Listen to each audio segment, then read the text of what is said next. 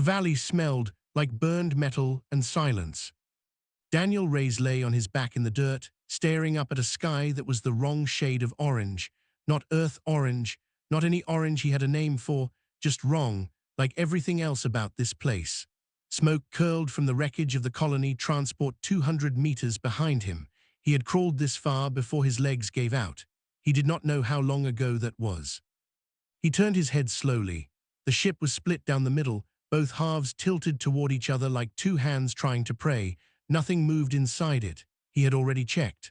3 times he had gone back in, climbing over torn seats and snapped cargo lines, calling names until his throat cracked. There was no one left to answer. The Scarrow pirates had hit them fast and pulled away faster. By the time the transport went down, everyone who was not already dead had been thrown clear or crushed on impact. Daniel had been the lucky one, depending on your definition of luck. He sat up, his ribs complained about it. His shoulder, which had caught a steel edge on the way out of the rear hatch, felt hot and thick. Not broken, he decided, just bad. He had a small kit in his leg pocket, the kind military medics carry, and he had already used most of it. The radiation counter clipped to his collar beeped softly every few minutes. The crash site was not clean. He had maybe 4 days before the exposure became a real problem, and that was if he stayed still, which he could not afford to do. He had no radio, no food, half a canteen of water, a sidearm with 11 rounds. He pressed his palms into the ground and breathed. The ground here was dark red clay, dry and cracked in places, with flat stones pushing up through it like old teeth. The valley walls on either side were steep, covered in something that looked like moss but was the color of rust. Nothing moved out there either, which was the one thing he was grateful for. He started taking stock. Old habit. You do not sit in the wreckage feeling sorry for yourself. You count what you have, you make a plan, then you follow the plan until something better shows up or you stop breathing. What he had, the kit, the canteen, the sidearm, the boots on his feet, a survival blanket folded in his other pocket, and whatever he could pull from the wreckage before the hull got too hot to enter safely. What he did not have, any idea where the nearest garrison was, or whether anyone had picked up their distress beacon before the ship went down. He got up slowly, his legs held. He was halfway back to the wreck when he noticed the shape near the rocks. At first he thought it was debris, something round and dark, about the size of a large dog, pressed into the shadow between 2 boulders at the valley wall. He stopped walking. His hand moved to the sidearm without thinking about it. Then the shape breathed. He saw the flank rise and fall, small and uneven, like a bellows with a hole in it. He stood still for a long time. It was a dragon. He had seen pictures in the colonial survey files, bad photos taken from altitude. Up close it looked different. Smaller than he expected, maybe a meter from nose to tail, with scales that were a dull gray-green, the color of old river stones. The wings were folded tight against its back, too big for the body, like they had grown faster than everything else. The head was wedge-shaped, low to the ground, with 2 small ridges above the eyes that might become proper horns in a few years. It was young, very young. And it was alone. He lowered his hand from the sidearm. The dragon had not moved. He was not sure it was fully awake. He could see a crust of dried something around one nostril, the kind of thing you see on a sick animal that has not been tended. There were scratches on its left side, shallow but unclean, the scales around them slightly raised. Daniel stood there in the smoke-smelling air and looked at this small, sick creature hiding in the rocks. He thought about the 11 rounds in his sidearm. He thought about the radiation counter beeping on his collar. He thought about the names he had called inside the broken ship and the silence that came back each time. He did not have the energy to be afraid of a sick baby dragon. That was the honest truth of it. He turned away and kept walking toward the wreck. He had supplies to salvage before the hull got too hot. The dragon was its own problem. He had enough of his own. But as he climbed back through the rear hatch, he glanced once over his shoulder. The small gray-green head had lifted from the ground. 2 pale eyes, the color of cloudy glass, were watching him from the shadow of the rocks, not afraid, just watching, quiet in the way that only very young things or very old things can manage. Daniel looked away and went back inside the wreck. He did not check again. He told himself that was fine. 3 days after the crash, Daniel woke up to find a dead lizard thing on his boot. It was about the length of his forearm, flat-bodied, with 4 stubby legs still stiff with rigor, not a gift he had asked for. He sat up slowly, his shoulder aching in that deep, grinding way that told him the infection was getting worse, no matter how much of the kit he used on it. He looked at the lizard. Then he looked at the dragon, who was sitting 2 meters away, watching him with those pale, cloudy eyes. "That for me," Daniel said. The dragon blinked once, very slowly, the way a cat blinks when it has decided you are acceptable. Daniel looked at the lizard again. He was not proud of what he thought next, but he was also 3 days into no real food, and his pride had been rationed along with everything else. He built a small fire from the dry brush that grew at the base of the valley wall, cooked the lizard on a flat stone, and ate it. It tasted like old rubber and something faintly sweet. It was the best thing he had eaten in memory, in the way that only genuine hunger can make a bad meal feel like grace. The dragon watched the whole time and did not move closer, just watched. That became the shape of their days. The dragon, which Daniel had started calling Rook in his head because it kept perching on a flat rock near the wreck like it was guarding something, would leave in the early morning and come back with small things, Maury lizards. Once, a cluster of dark berries tied up in a broad leaf somehow, which Daniel tested carefully and found were not poisonous. Once, a flat piece of metal from some other wreck far up the valley, which was useless, but which Rook seemed to think was a meaningful contribution. Daniel did not stop him. He also started talking. Not because he thought Rook understood. He was clear-eyed enough about that. He talked because the silence in the valley had a weight to it that pressed on him when he was still for too long. Because the radiation counter beeped every few minutes and he needed to hear something louder than that. "My unit was called the 14th, he said one evening, turning a lizard over on the firestone. 9 people, good ones mostly. Tira was the best shot I ever saw, could hit a sensor drone at 300 meters in crosswind." He paused. "She was in the front section when the ship broke." Rook tilted his head. The small ridges above his eyes shifted. "I keep thinking I should have done something different during the attack, gotten more people to the rear. I don't know, it happened fast." He poked at the fire with a stick. "It always happens fast, and then you have forever to think about the slow version where you made better choices." Rook made a low sound, not quite a growl, something below that. "Yeah," Daniel said, "I know." He had found 2 more emergency ration bars in the deepest part of the cargo hold on day 2, crushed but edible. He had been saving them. On day 4, he split one and held half toward Rook. The dragon looked at it for a long time, then stretched his neck forward and took it gently from his fingers, the way a careful animal takes something it is not entirely sure about. He chewed it slowly. His tail moved, just slightly, like a comma at the end of a sentence. Daniel watched the sky get dark and tried to calculate how far the nearest garrison might be. He had no map, but he remembered the briefing from before the flight. There was an outpost roughly northeast of their landing zone. If he was reading the valley correctly, northeast was up and over the left wall. He did not know how far. He did not know what was between here and there. What he knew was that his shoulder was getting worse. The heat in it had spread. He had used the last of the kit that morning. The radiation counter was beeping more often now, which meant he was sitting in a bad spot or his body was already accumulating more than it should. He needed to move soon, maybe tomorrow. He lay back on the survival blanket and looked at the stars, which were also wrong, also not his, arranged in patterns he had no names for. He thought about the people back on the ship, not in a useful way, just the way you do when you are tired and a little feverish and the night is very quiet. Rook made a small sound and moved closer, not touching, just closer. He curled up about half a meter away and tucked his nose under one wing and went still. Daniel could see the faint, uneven rise and fall of his flank. The scratches on his side had scabbed over, but not cleanly.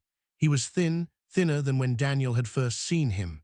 The food he was finding was enough for Daniel, but clearly not enough for both of them, and Rook kept bringing it to Daniel anyway.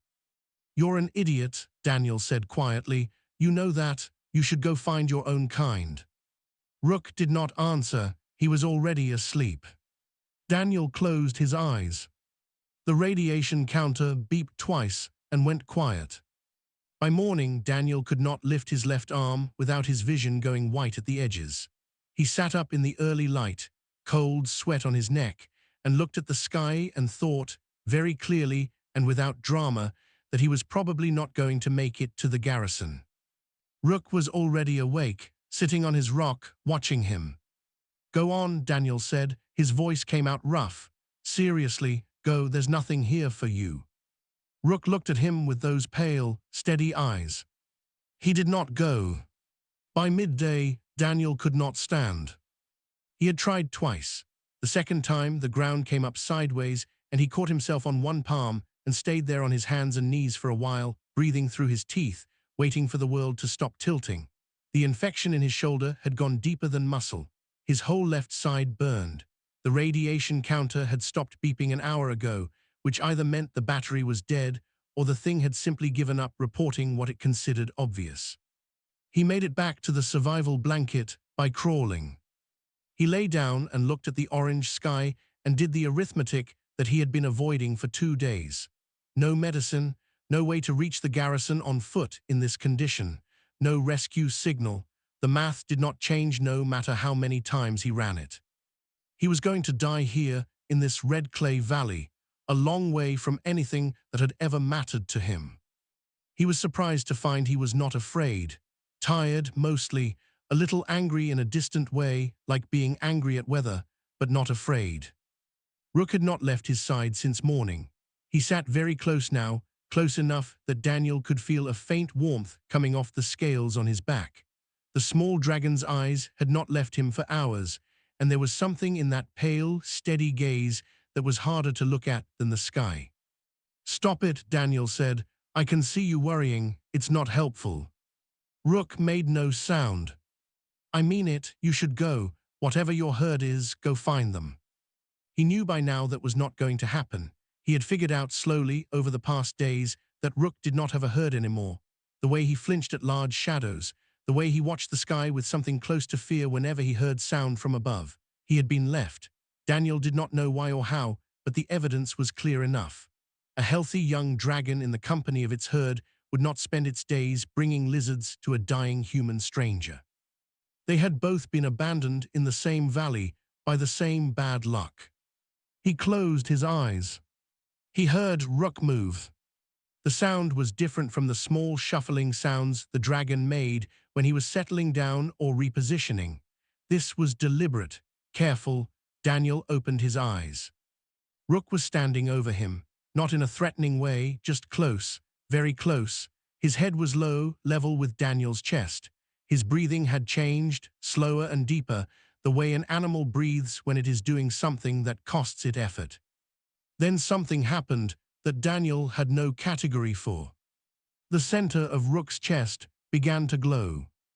It was not a bright glow, more like the light inside an ember when you blow on a fire, deep red at first, then shifting toward amber, then a pale, warm gold. It pulsed in a slow rhythm, 4 beats, a pause, 4 beats. The scales around it had spread slightly, the way a hand opens when it lets something go. At the center of that glow was a crystal, about the size of a large marble, irregular at the edges, sitting inside Rook's chest like a seed in fruit. It was the most orderly thing Daniel had ever seen, clean and still and certain of itself in a way that felt ancient, the way a mountain feels ancient even when you are not thinking about it. Rook made a sound, low, pained, not a cry but close to one. The crystal rose. Daniel did not fully understand what he was seeing. His brain, already running at half power from fever and blood loss, kept trying to find a simpler explanation and kept failing. The crystal came free of Rook's chest the way a pit comes free of fruit when you press it, cleanly and with a sound that was almost inaudible. Rook's body shuddered, once, hard. The crystal hung in the air between them for a moment, glowing softly, warm as a held hand. Then Rook pressed it against Daniel's chest. Daniel felt it go in, not painfully, like stepping into warm water, a spreading heat moving from the center of his chest outward along his ribs, up his neck, down his arms. His shoulder stopped hurting. The fever did not fade slowly, it left all at once, like a light switched off. He felt his lungs expand fully for the first time in days. He lay there and stared at the sky and could not speak. Rook collapsed beside him. Not dead, Daniel rolled over despite his shaking arms and pressed his hand against Rook's flank. The heartbeat was there, fast and thin as a thread, but there. The dragon's eyes were half open. The scales on his chest had closed over the empty space where the crystal had been, but the skin beneath looked pale and hollow, the way a room looks when the furniture has been moved out. "What did you do?" Daniel said. His voice broke on the last word. Rook blinked slowly. Daniel looked down at his own chest. Through the fabric of his shirt he could see it, a faint glow, amber at rest, barely visible, alive. He sat up fully, without pain. He looked at Rook, at the hollow place in his chest, at the too-thin body and the faint, labored breathing. Something cracked open in Daniel Ray's that had been sealed shut for a long time. Not hope exactly, but the place where hope lives when it has been gone so long that you forget the room was ever there. He did the only thing he could do. He pulled Rook carefully into his lap, wrapped both arms around the small, cooling body, and held on. Daniel spent the first night after believing Rook was dying. The dragon lay still in the curve of his arm, chest barely moving, scales losing the faint warmth they normally carried. Daniel did not sleep. He kept 2 fingers pressed lightly against Rook's side, feeling for the heartbeat, which was thin and unsteady, but kept going through the dark hours in that stubborn, narrow way that small things sometimes keep going when large things would have already stopped. By morning, it was still there. Rook's eyes opened in the grey early light. He did not move much. He did not try to get up, but he looked at Daniel with those pale, cloudy eyes in the calm, complete way he always did, and Daniel felt something in his chest pull in response.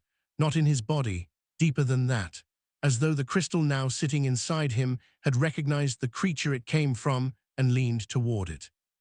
Daniel had never felt anything like it. He could not explain it properly even to himself. It was not pain. It was not exactly emotion either, more like a new sense he had not been born with, a faint warmth that had a direction, a needle pointing at Rook the way a compass points north. When Rook breathed, he felt it. When Rook's heartbeat dipped and then caught, he felt that too. He sat with it for a long time before he decided to move. He needed to get them both out of the valley. Rook could not walk far, maybe not at all. Daniel tested his own body carefully, standing, turning, lifting his left arm above his head. His shoulder was healed, truly healed, not just numbed. The infection was gone. The radiation sickness was gone. He felt, impossibly, better than he had felt before the crash, stronger in a way he could not account for, cleaner somehow inside his own skin. He did not understand what Rook had done, the mechanics of it. He only understood the result, and that the creature who had done it was now lying in the dirt, empty and fragile because of him. He made a carry wrap from the survival blanket, folded and tied into a sling across his chest. It was just large enough to hold Rook against his front, the dragon's head resting at Daniel's collarbone, wings folded tight. Rook made no objection. He was too weak to object. He lay in the sling and breathed, and watched the world go past with the expression of an animal that has decided to trust completely. Daniel picked a direction and started walking. Northeast, up the valley, toward the wall, looking for a pass or a slope low enough to climb. He moved at a steady pace, not fast, watching the ground ahead, conserving everything. He had refilled the canteen from a thin trickle of water he had found seeping from the rock face 2 days before. He had a handful of the dark berries in his pocket. It would last the day if he was careful. Rook was warm against his chest, barely, but warm. Halfway up the valley, Daniel stopped. He had heard something. High up near the ridge line on the right wall, he scanned slowly without moving his feet. Rock, rust-colored moss, a pair of large birds, or what passed for birds here, circling on a thermal far above. Then, between two large boulders near the top of the ridge, something moved that was not a bird. Larger, low to the ground, watching. He could not make out detail at this distance, but something about the shape made the crystal in his chest pulse once, hard, and Rook's head lifted sharply from the sling. The small dragon made a sound Daniel had not heard before, not frightened, something more complicated than frightened, almost like hearing a name called from very far away. Then the shape on the ridge withdrew, disappearing behind the boulders as smoothly as water going back into rock. Daniel stood still for another moment, then he kept walking. He made the garrison outpost by reading the terrain more than he expected to. The crystal seemed to help in ways he could not define precisely. His eyes picked out details faster. His balance on uneven ground was better. Twice he sensed movement before he saw it, a wrongness in the air ahead that turned out both times to be loose rock that would have turned under his foot and dropped him. He reached the base of the valley wall as the sun was going down. The scanner on Colonel Ruth Adair's patrol unit picked up his signal at 3:40 the next morning.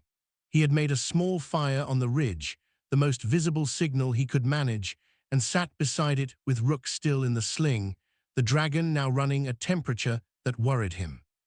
When the patrol soldiers came over the ridge in their night gear and sweeping lights, the first one froze when she saw the sling and what was in it. "Sir," she said, her hand moving toward her weapon by reflex, "is that a dragon?" "Yes," Daniel said. "He's sick. He needs help." She looked at the sling, at the faint glow visible through Daniel's shirt where the crystal sat, at Daniel's eyes, which she would report later were not quite the right color in the firelight, a pale amber where there should have been brown. She keyed her radio. "Command, we have the survivor from the transport crash." A pause. "You're going to want to send a medical team and possibly the science division." Daniel got to his feet. His body responded cleanly, obediently, with a strength that still surprised him. "Tell them to hurry," he said. "He gave me everything he had. I'd like to give some of it back." The garrison outpost was a cluster of prefab buildings inside a rock-cut enclosure, low and angular, designed to be difficult to see from above. Colonel Ruth Adair ran it with 12 personnel and a permanent expression of controlled concern. She was a compact, gray-haired woman who had been stationed on frontier worlds long enough to stop being surprised by most things. She came close to being surprised when they brought Daniel in. He sat in the medical bay with Rook in his lap, the dragon lying still but breathing, while the garrison medic ran a scanner over both of them and said nothing for a full 2 minutes. Then she said, "The crystal is bonded. I'm reading its biological signature in both subjects simultaneously." She looked at Adair. "That shouldn't be possible." "How is he otherwise?" Adair said. "Better than he should be," the medic said. "By every indicator, he is in better physical condition than before the crash. The crystal appears to be continuing some kind of repair process." Adair looked at Daniel. "How do you feel?" "I feel fine," Daniel said. "Rook doesn't." The medic turned her attention to the dragon. Rook was running high heat, his breathing labored, the hollow in his chest, where the crystal had been covered over with scale but clearly wrong, a sunken place where there should have been fullness. "He needs fluids and warmth," the medic said. "Beyond that, I don't have the biology for this. We're going to need someone who does." Adair nodded and walked out. Daniel heard her on the radio, requesting a xenobiologist from the nearest orbital station. That was a 2-day response at minimum. He settled in to wait. On the second morning, the perimeter alarm went off. It was not a garrison patrol. The motion sensors at the north end of the enclosure had picked up 4 heat signatures moving in from the ridge line, wrong body sizes for wildlife, wrong movement pattern for anything friendly. Daniel was on his feet before the alarm finished its first cycle, Rook awake in the cot behind him, lifting his head with eyes that had been clearer since the medic's treatment. Adair's voice came over the bay speaker. "Rays, stay inside." He did not stay inside. He was at the perimeter wire when the first Scarrow scout stepped out from behind a rock formation, wearing a signal-dampening suit and carrying a scanner pointed directly at Daniel's chest.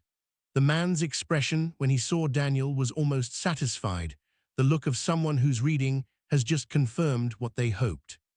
"There it is," the scout said into his collar. "Crystal signal confirmed, bonded to the human." 3 more figures appeared from the rocks. Daniel counted them, counted the distance to the garrison door, counted the 11 rounds in his sidearm, which he had reloaded from garrison stores. He felt the crystal pulse in his chest, one hard beat like a warning. "You're going to want to leave," Daniel said. The scout smiled. "The Scarrow Syndicate has a great deal of interest in a human-dragon bond. You're worth more than this entire outpost, soldier. Come quietly, and we'll be professional about it." Something landed heavily on the ridge above them. Not a person, larger than that. The sound of it settling onto the rock was like a door closing in a large building, deliberate and final. Daniel looked up. She was big, much bigger than Rook. Her scales were the dark, weathered grey of old iron, and her eyes were gold where Rook's were pale. She looked down from the ridge with the expression of something that has been moving for a long time and has finally arrived at the place it was heading. Warden Kasser. Daniel had no name for her yet. He just knew, in the new way the crystal let him know things without explaining how, that she was connected to Rook, that she was angry, that most of the anger was aimed at him. The Scarrow scouts looked up. Their formation broke slightly, not by much, but enough. Daniel moved. He covered the distance to the nearest scout in 3 steps and took his weapon at the wrist before the man had time to process the speed. The crystal in his chest flared warm as he moved, not boosting him exactly, but removing the hesitation, the friction between intention and action that normally lives in human muscle memory. He was faster than he had a right to be. He knew it. The second scout raised a long weapon toward Rook's position inside the garrison. Kessa dropped from the ridge. She did not land on the scout. She landed between him and the garrison wall, which was its own kind of statement. The ground shook. The scout stumbled back. Kessa lowered her head and looked at the man with gold eyes that contained no uncertainty whatsoever. The remaining scouts ran. The one Daniel had disarmed sat on the ground and did not move. The silence after was the kind that has weight. Adea's people were at the garrison doors, weapons drawn, nobody sure what the new threat calculus was, with a very large dragon now standing in the yard. Kessa turned those gold eyes to Daniel. She rumbled, low and resonant in her chest. He did not understand the language, but the crystal did. He felt it translate the way a body translates cold, not in words, but in meaning that arrived whole. She was asking how he had taken it. "I didn't take it," Daniel said. He held her gaze. "He gave it to me. I was dying. He gave it to me, and I didn't even know what it was until it was already done." Kessa was still for a long time. Then she turned and looked past him, through the garrison wall, as if she could see through it to the medical bay where Rook lay in a cot with a hollow place in his chest. The rumble changed frequency, lower, slower. "Yeah," Daniel said, "he's going to be okay. I'm going to make sure of that." She looked at him again. The anger was still there, but underneath it, something else had shifted, the way the ground shifts when what was frozen begins to thaw. The xenobiologist arrived from the orbital station on the morning of the 3rd day, a thin man named Dr. Oru, who moved through the garrison with the focused energy of someone who had been waiting his entire career for exactly this phone call. He spent 4 hours with Rook, 3 hours with Daniel, and then sat down in Adea's office and stared at the wall for a while before producing his notes. "Bond is stable," he said. "The crystal has integrated with the human's biology in a way I have no precedent for. It appears to be selective. It enhances healing, sensory acuity, and certain motor functions without destabilizing the host's own systems." He paused. "It is also based on what I can measure, growing new connections. The host and the original crystal bearer are sharing something, not thoughts exactly, more like emotional state, mutual awareness of physical condition. Each knows if the other is in distress." Adea looked at Daniel and the dragon. "Rook," Daniel said. "Rook," she repeated, without inflection. He's growing a new crystal, Dr. Oru said. Very small, barely visible on scan, but it's there forming from the inside, building around whatever trace of the original remains in his chest tissue. I believe the bond is feeding it. The signal from Daniel's crystal is providing something the new growth needs to anchor to. He set down his notes. Colonel, I have to be direct with you. What happened between these two subjects is, as far as recorded history goes, impossible. Dragons do not give their heart crystals to other species. The act is considered a form of death in their culture. The fact that both of them survived and that the crystal found a way to sustain both of them simultaneously suggests something about either the dragon's physiology or the humans that we do not yet understand. Adea was quiet for a moment. Then she said, "What does it mean going forward?" "It means," Dr. Oru said carefully, "that someone is going to have to figure out what obligations these two have to each other. Because biologically speaking, they are now something that has no name." Kessa stayed. That was the part nobody had planned for. The warden of Rook's old herd set herself on the ridge above the garrison and did not leave. She ate, apparently, because she remained functional and did not raid the garrison's supplies. She was simply there, present, watching the enclosure below with her gold eyes, morning and evening. On the fourth day, she descended again. She came to the medical bay window and lowered her head to look through it at Rook, who was sitting up on his cot by then, eating small amounts of protein paste the medic had improvised from garrison rations. Rook looked at her for a long time. His expression, which Daniel had learned to read in the particular way you learn the face of someone you carry in a sling for a day and a half, was complicated. Daniel stepped outside and stood near her. "He doesn't blame you," he said. He did not know exactly how he knew that, but the crystal was warm, and the feeling it carried was not anger or grief, but something quieter than both, the feeling of someone who has already made their own peace with a hard thing. Kessa turned her head to look at Daniel with one gold eye. He held her gaze the way he had learned to, steadily, without looking away. It had taken him 3 days in the garrison to understand that looking away from Kessa read to her as either fear or dismissal, neither of which helped. She made a sound, low and long, like a cello note played in an empty hall. The crystal translated it without words, the way it always did, in feeling rather than language. What he understood was something like, "I left him because our laws said the weak do not survive, and now the weak have done something no strong thing has ever done." "Yeah," Daniel said, "he's like that." He did not say, maybe the law was wrong. He did not need to. Kessa had been sitting on a ridge for 4 days working her way toward that conclusion on her own, and he had learned enough about her in those 4 days to know that she would get there faster if no human told her to. On the day the Scarrow prisoner was transferred to a colonial authority ship, Adea called Daniel into her office. "High Command wants to designate you for a research program," she said. "Study the bond, document the biology. You'd be stationed here or somewhere like here for as long as it takes." "Rook 2. Rook 2. Daniel considered this. He thought about the transport ship and the valley and the 11 rounds in his sidearm and the silence that had answered him when he called names in the wreck. He thought about a small gray-green dragon bringing him lizards and not leaving when told to leave. He thought about the hollow place in Rook's chest and the glow through his own shirt and the needle pointing north.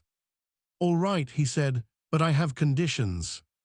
Adea raised one eyebrow.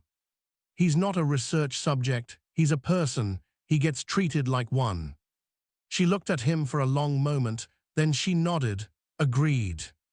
He went back to the medical bay. Rook was at the window watching Kessa on the ridge. The new crystal in his chest was visible now on the surface, just barely, a faint warm light under the scales, the size of a fingernail, growing in the slow, patient way that real things grow. Daniel sat beside him. Rook turned and pressed his small, heavy head against Daniel's shoulder and went still. Outside, Kessa spread her wings and rose from the ridge in a long, banking arc, turning once above the garrison before she climbed and disappeared into the too-orange sky. She would come back. Daniel knew that without needing the crystal to tell him. Some decisions are made quietly and held without announcement, and this was one of them. He sat in the window light, with Rook warm against him, and felt, for the first time in longer than he could clearly remember, that the arithmetic of his life had come out to something more than zero. Not because he had been healed, because something small and soft-hearted and alone had decided, without being asked, that he was worth the everything it had. That was the kind of math that held.